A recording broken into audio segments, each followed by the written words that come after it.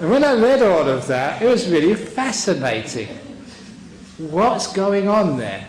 And I read about this in the little book about mindfulness, bliss and beyond. Is it the case that, when you go up to heaven there's a big waiting room, and sort of, all these people there, Jesus is there, Virgin Mary is there, Kuan Yin is there, Moses was there, Buddha's over there, and they're all waiting to see who's coming up and say, oh, it's a Catholic, Virgin Mary, you better take care of this. Here comes a Buddhist, so Kuan Yin, you look after this one, it's one of yours.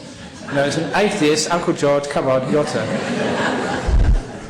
Obviously, that's just being cheeky. That's not what happens, obviously. And because I know the nature of the mind, I know exactly what happens. This is how I see it. Everyone sees the same thing. But if they add to it, if they're a Christian, because of their beliefs, their perception adds to what they see. And they take that, what they see, this beautiful light, to be Jesus. Or if they're Catholic, they see it as the Virgin Mary. Or if they see it as a Buddhist, they see it as who they expect to see when they go up there. And that perception is so strong, it actually changes just the way you view things. You don't see what's there, you see what you expect to see, what you expect to feel, what you expect to know. And you come back from those experiences and your original belief system gets even stronger.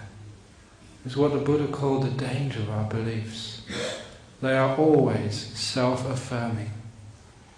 No matter what belief you have, the craziest of beliefs will always prove themselves to be true. If you believe in something, you'll perceive accordingly.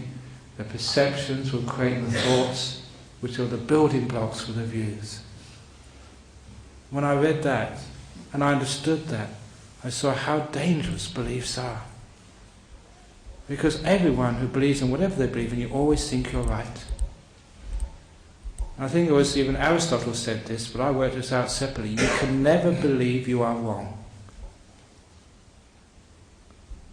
That's a logical impossibility. You believe you're wrong. You believe you were wrong, but you think you're right about that. Every belief, you always think you're right. That's why people have arguments outside. We always believe we're right.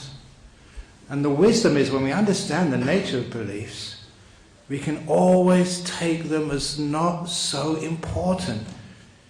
What you believe to be truth is not so important as the higher beliefs, the trust in peace and harmony, forgiveness. If we don't have that higher priority, there is no hope for this world.